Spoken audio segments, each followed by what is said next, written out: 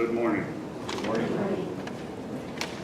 Unique quote I read this morning. It said, prayer is the key to real success. We stand our tallest when we're on our knees. I thought that was kind of neat. So the reading is from Isaiah 60:1 through 6. Arise, shine, for your light has come, and the glory of the Lord has risen upon you. For behold, darkness will cover the earth, and deep darkness the people. But the Lord will rise upon you, and his glory will appear upon you, and nations will come to your light, and kings to the brightness of your rising. Lift up your eyes round about and see. They all gather together, they come to you. Your sons will come from afar, and your daughters will be carried in the arms. Then you will see and be radiant, and your heart will thrill and rejoice, because the abundance of the sea will be turned to you. The wealth of the nations will come to you. A multitude of camels will cover you. The young camels of Midian and Ephah, all those from Sheba will come. Thank you. Thank you. Thus ends the reading this morning. So what's the message? Is it just that some wise men or some magi came and gave some gifts to a baby? Is that the message?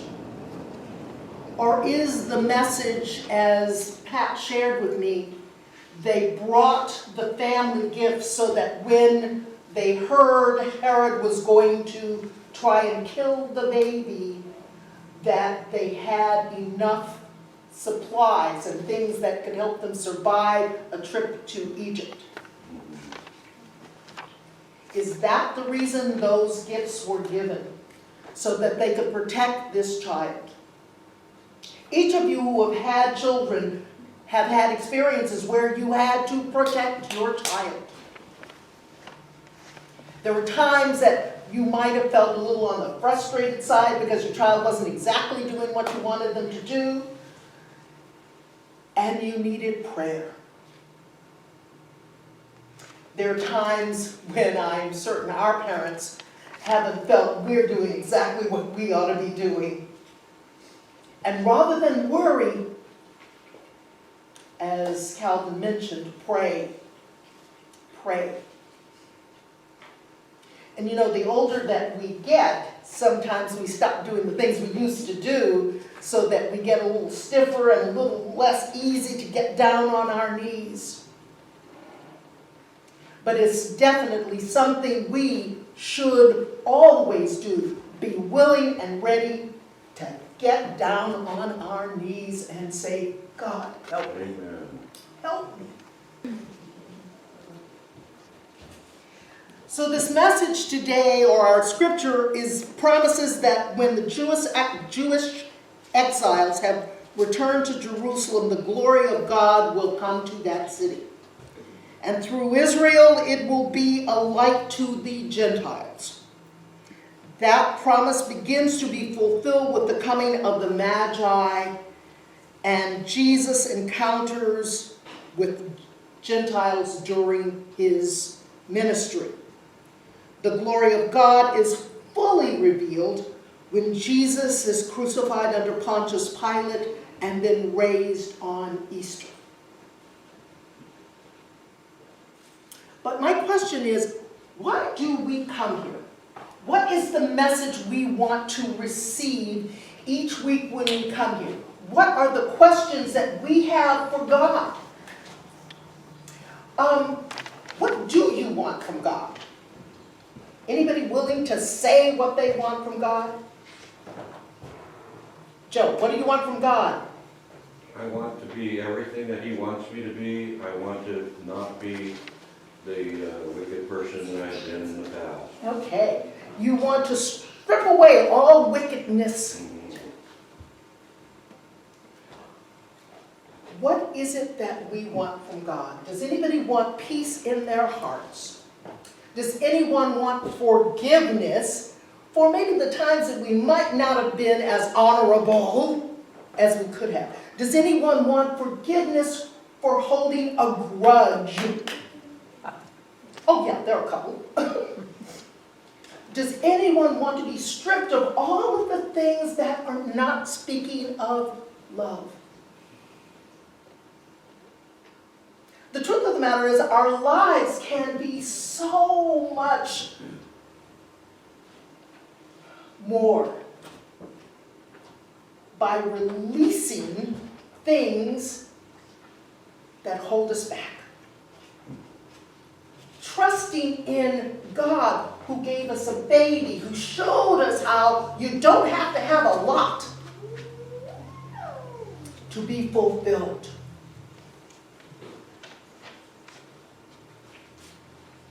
So what do we want from God? What do we want for our lives? What do we want for our community? What do we want for this world? What do you want for the world? Peace. Guidance. What do you want, Calvin? More knowledge of His Word and the opportunity to spread it. Yes. The knowledge of His Word can be very simple, but it can also be very complex. Pat gave us some scriptural connections that, depending on who you are, you may want life brought down to a very elemental lesson. The greatest of these is, yeah, that's the greatest one. But when we say the blessing or the prayer that Jesus taught us, forgive our trespasses, and sometimes it's hard to forgive ourselves, but the big one is, forgive those who trespass against us. That's the big one. Yes, Joe? The more literal translation of that is forgive us our debts as Yes. we forgive our debtors. And in some ways it means the same thing. Mm-hmm. But, one could get lost in that. Think that, it's just people that climb over your fence and they're the trespassers. Mm-hmm. Which they are. But, we need to, it's like something happened to me some years ago. Mm-hmm. My grandson just stole so much stuff from me. Everything he could think of with value, he stole it. And it bothered me for, the better part of a day and the next day. But then I saw him, and I told him, I said, all the things you've taken from me, I don't want you to feel that you've stolen them. I'm giving them to you. And you wouldn't believe what it did for me. Mm-hmm. I mean, I didn't have to think about the things I lost anymore. I've given them away. Yes. And it made a world of difference to me. Now, I don't know what it did to my grandson, but to me, it was everything that I needed. Mm-hmm. And I started realizing more and more that Lord knows more about all these things than we do. Yes. We need to step out in faith. Yes. We really need Yes. Pat gave me some, Pat's been a great gift to this church, or to me as the pastor of this church. She gave me a list of the 10 Commandments and her interpretation of them. And I'm also going to share those on our Facebook page. But one of the big things that holds us back, what are the types of things that hold us back from being freely open to the love of Christ? Fear. Fear. Fear is one thing. Pride. Pride. Yes. What else holds us back from accepting Christ unconditionally in our lives? Our egos. Egos. Egos. Yes. I think denial. Denial, yes. And it's more than just a river in Egypt. Denial. Well, one of the things that happens is, do we always hear lots of love and when we leave this room? You may hear love here, you may hear forgiveness, but do you hear it out there? Out in the world. What do we hear primarily in the world? What are we being bombarded by?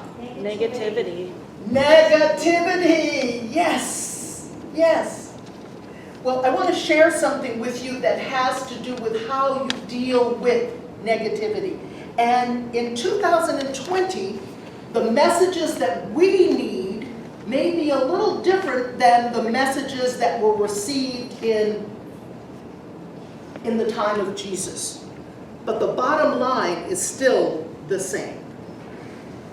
Research shows negative experiences tend to affect us more strongly than positive ones, but a new book tells us how we can actually turn that bad into good.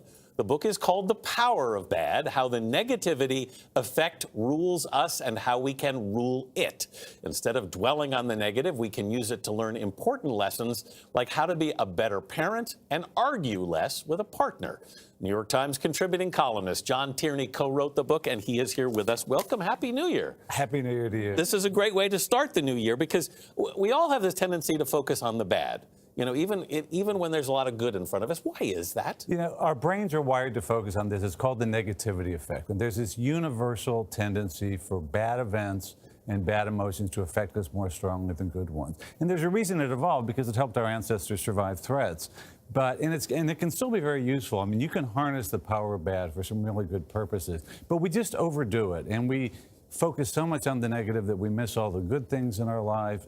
And we'd be happier and more productive if we could learn to go on a low bad diet. So, low bad diet. I like that. So we do that by what? When we make an error or put our foot in our mouth, and we say, oh, okay, that's a bad thing, but it's also an opportunity to get better. That's right. It does teach you to get better. It's a great power to learn from your mistakes. You know, you learn more from failure than from success, and penalties are much more effective at motivating workers and students than prizes are. Yeah. You know, but when you do make that mistake, it's not enough to just do one good thing for it. You know, there's what we call the rule of 4, that it takes typically 4 good things to overcome one bad thing. So if you're late for one meeting, you don't make up for it by showing up early the next time. If you say one bad thing, aim to do 4 good things to make up for it. Why is it 4? That seems like a lot. Bad is just that much stronger, and they've gotten that by studying people's diaries, people's moods, and they see typically that that's how it works. And the lesson from that really is that we pride ourselves on all the good things we do for our friends, for going the extra mile. Yeah. But what really matters is what we don't do. You know, that avoiding bad is far more important than doing good. You know. You get relatively little extra credit by going the extra mile, but you pay a big price for falling short. How do you deal with or reconcile with avoiding the bad when we're constantly on social media? A survey found that 1 in 4 Americans have said negative comments online can ruin their day. Yeah, well, I mean, that can definitely happen, but I mean, that's why we advise this low bad diet, to curate your social media feed so you're seeing 4 good things for every bad thing. And, and don't read all the bad comments about you. You know, when you read one bad comment, read 4 good ones to compensate. You talk about relationships in the book, and you share marriage advice that Supreme Court Justice Ruth Bader Ginsburg got from her mother-in-law, which was, it helps sometimes to be a little deaf. Right, that is great advice, because researchers have found that, that marriages, their success is determined by how spouses handle negativity. You know, and in a good marriage, they learn to be a little deaf, they learn to to ignore their other partner's flaws. They develop be a little blind also. I think it's a corollary. Yeah, exactly. You have to develop positive illusions. And when something goes wrong, you either ignore it or you give your spouse the benefit of the doubt. And if you do have to respond, stay calm and don't escalate the conflict, because bad emotions are so powerful that a small disagreement easily spirals into a major fight. So would you make that point more broadly? If you want to criticize somebody but you don't want to add to their negativity diet, right, how do you do it? Well, you know, start with the criticism. People often start with praise because it's easier to do that. But what happens is then when you slip in the criticism, it's such a jolt to the brain that they just forget all the praise. Yes. So start with the bad stuff and then add lots of good stuff later on. I like that. I like it too. One bad comment can haunt you. It really can. Yeah, yeah. How do you find those 4 good ones on social media? Well, You said think out the one 4 piece good of ones. advice we have is have somebody else read your comments for you and tell you, you know, and then give you the useful ones and screen out the bad ones. Because once you see the bad ones, it just ruins your day. Yeah. Sure does. All right, John Tierney, thank you so much. The Power of Bad is on sale now.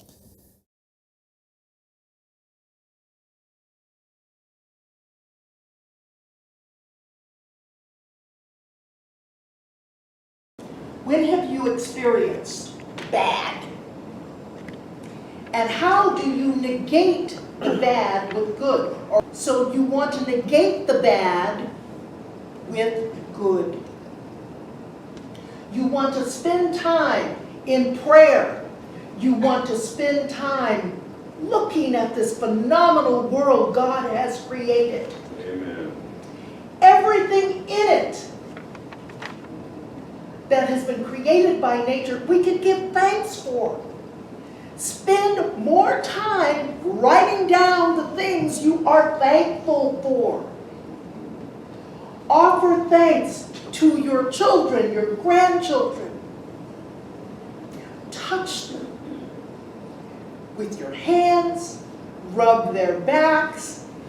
Offer that love that comes from the Holy Spirit that can fill your entire being. Shove out all of the negative.